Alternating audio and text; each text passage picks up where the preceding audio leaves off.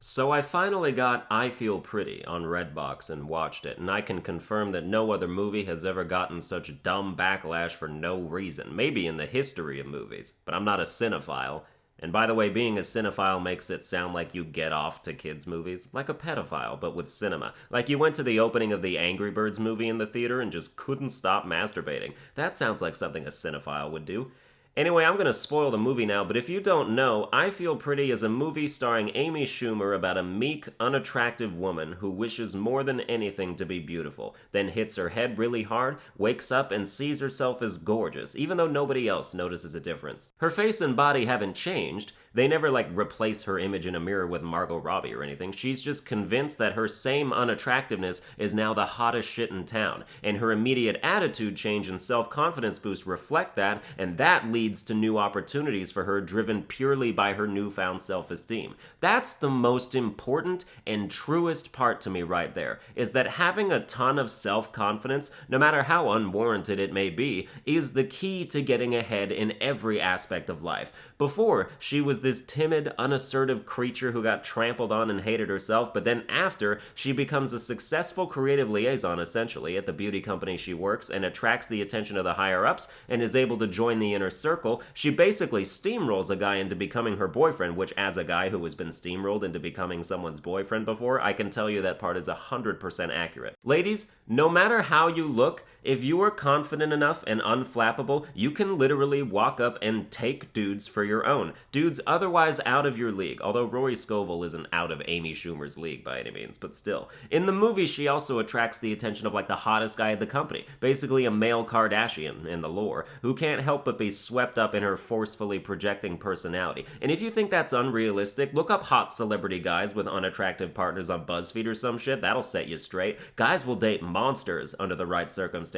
I don't know why, but we do. So why was there backlash? Pretty much for the reasons you'd expect. If you've ever listened to certain feminist types say words in a sentence before, they're under the unbelievably false notion that everyone is beautiful. And so Amy Schumer portraying herself as herself and then having some of the problems of unattractive people happen to her in the movie just really did not sit right with these people. It's worth noting, however, that the vast majority of the backlash occurred not when people saw the movie, but when they saw the trailer, or more accurately, when people saw the trailer, but most people just heard the concept secondhand and blew a gasket. Which is weird, because if they actually saw the movie, they would know that it promotes the very idea those people were bashing it for supposedly not portraying. In the end, the entire message is about how all women are beautiful if they just get comfortable with themselves and stop obsessing over achieving impossible standards. It was so bad that Amy Schumer had to write an article addressed specifically to people who decried the movie without seeing it. Now, you may not like her. I know a lot of people don't.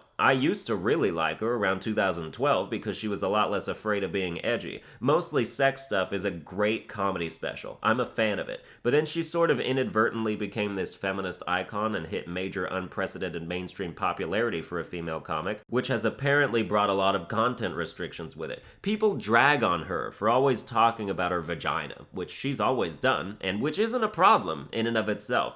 But her radical fanbase has basically neutered the other aspects of her comedy stylings. Like, she doesn't tell racist jokes anymore, and that was literally her best shit back in the day. So now all she's left with are the vagina jokes, because her fans all agree they're empowering or whatever. They won't let her do anything that isn't empowering, and in I Feel Pretty's case, they won't even let her do things that are empowering because they misconstrue them as not empowering. Amy Schumer is going to come around. I believe this. That or she'll quit. Those are the two options. Either she will get sick of her idiotic radical fan base trying to own her and go back to doing what she wants to do, or she will get sick of her idiotic radical fan base trying to own her and quit comedy altogether. Within 5 years, one of these two things will happen. That's an albino prediction. If you hate Amy Schumer, as she is now, but you never saw who she was, go find Mostly Sex Stuff on the internet somewhere and watch it. She's good. She's just trapped, or possibly brainwashed. And when your creative mind is shackled that much in regard to originality, it's easy to subconsciously draw on other people's old material by accident. Sometimes you think of jokes that you don't know you've already seen other people do. I do it sometimes. Hell, I steal jokes from my past self sometimes, not remembering I've already told them before.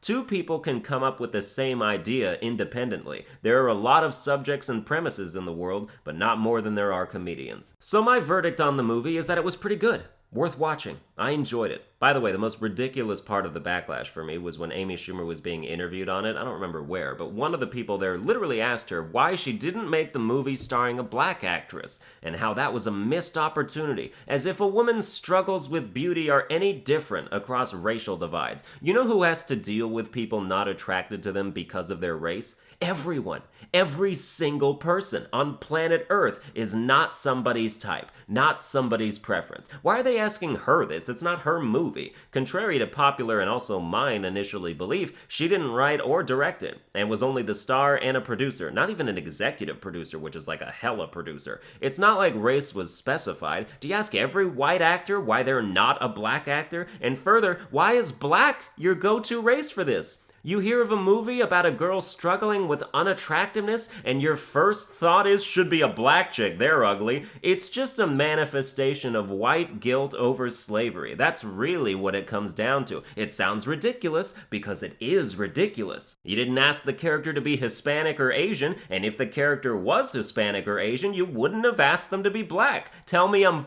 fucking wrong there. It's specifically an anti-white sentiment. My thoughts on diversity in Hollywood are clear already, and that it's pointless when it's pointless, like this would have been. And people from all sorts of races agree with me on this that I've seen in comment sections, because weirdly, people from the same ethnic groups can have different opinions, almost like they're comprised of individuals or something. For the record, during that interview, in response to that question, Amy Schumer literally apologized for not replacing herself with a black chick, because that's where we're at, is actresses apologizing for being white, and people in general. I remember when Black Panther came out, this white woman tweeted out asking black people when it was okay for her to go see the movie in the theaters. She wanted their permission. She literally said she didn't want to take away the experience from black people in the theater by being white near them. That is such a depressing / infuriating mentality for someone to have about the color of their skin. That's self-racism. White people are praised by other white people for being racist against themselves. Oh, it boggles the mind. I mean, it's not like I'm proud to be white. I'm just white. I don't give a shit. I'm definitely not ashamed of it. I don't think anyone should be proud of their skin color. It's not like you did anything. You were just born that way. If I went around telling people I was proud to have a dick, people would rightly think I was weird. It's the same with gay pride, really. What is there to be proud of? You just fuck other kinds of people. Just be gay. You don't have to care about it. I mean, you can fight discrimination and whatever, but otherwise I'm not seeing anything pride-worthy. I'm proud to be gay, or I'm proud to be black, or I'm proud to be human. Why?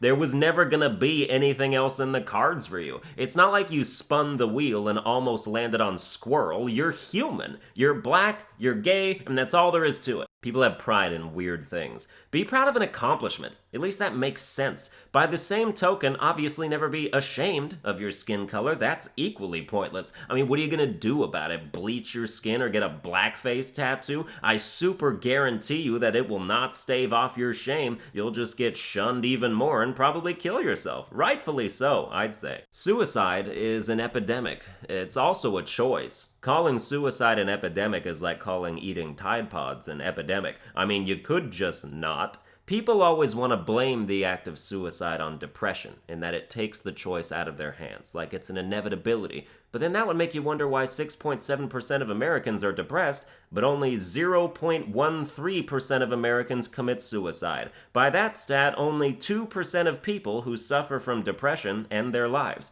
So I think there's a decision involved. And 98% of depressed people make the decision to keep going. You know, ever since I started looking up statistics to things I was curious about, it's really helped me not be completely wrong about things sometimes. I recommend it to people who have viewpoints and plan on sharing them. I don't have a point to this paragraph, I just wanted to debunk that notion. Well, that's going to do it for this episode. I hope you enjoyed it. If you did, you can like, share, and subscribe, and I'll see you guys next time.